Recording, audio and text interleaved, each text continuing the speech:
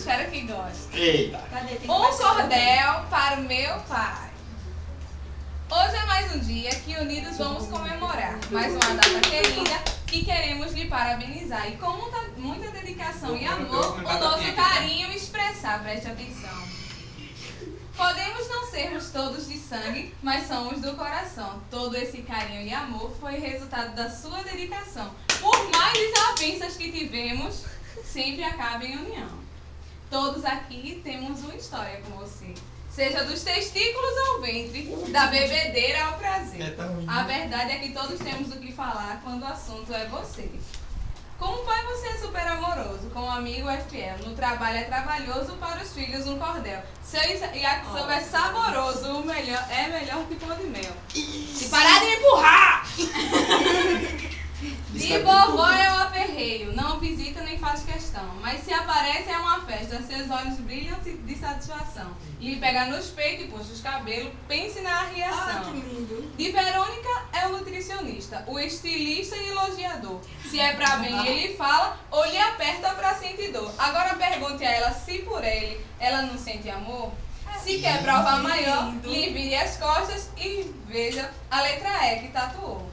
De Eviane é quase o pai cantor. Já lhe dedicou música em tudo, até dueto já duetou. Mas se lhe vê sozinha com medo de assombração, ele se esconde e faz careta, dá um grito ou um roncão, só pra ver a preta gritar de tanta assustação. Eita! De Claudinha é o amor, não temos muito o que falar. Tudo que ele faz ela gosta, não dá nem pra optar. Quer uma prova maior? Maria Helena pra provar. Se Cuca tivesse aqui, ele tinha algo a declarar. Eis aí a sua vez. Tio e tia arrumei, pais e irmãos ganhei. Tudo isso por um cara que sempre admirei. Se for falarmos de todo, não dá nem pra descrever. As emoções são tantas que nessa folha não vai caber. Só queríamos mostrar nesse cordel um pouco do grande amor que sentimos por você.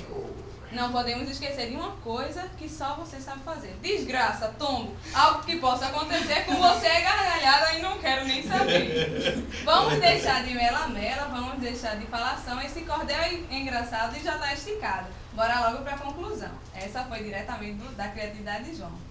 Do ventre de Eunice nasci, passou-se o tempo, cresci. E comemorando este cordel de Feliz Dia dos Pais, sorri.